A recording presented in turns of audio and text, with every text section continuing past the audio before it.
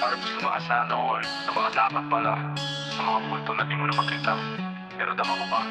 Yo, hey. Yo. May gumatok noon, di ko binuksan. Sabi ko next time, akala ko'y meron pang ilan.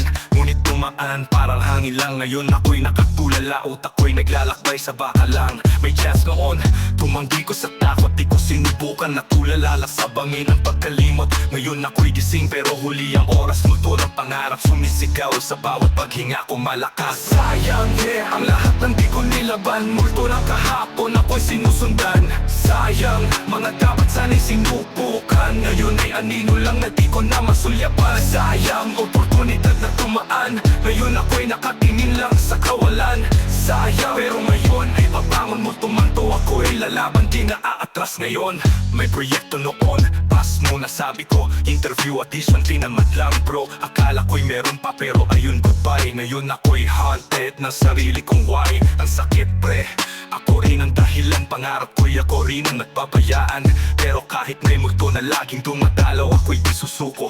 Babawi sa bawat araw, sabi nila may next time. Pero di laging totoo, kaya't habang may pagkakataon, nilaban mo bro. Multo man ang nakaraan, wag hayaang umangkin. Ikaw ang buhay mo, wag mong sayangin. Sayang, oh pero hindi na ngayon. Ako'y natuto na sa bawat pagtalikod ko noon. Sayang, oh pero may bagong direksyon. Multo na kahapon, salamat sa leksyon. Yeah, sayang na pero hindi na ako patatalo. Bawat di ko pinili, yun ang nagtulak sa pagbangon ko. Kaya kahit may multo, di ako ang takot. Ngayon ako ang bida sa kwento, ako na ang aking hamon.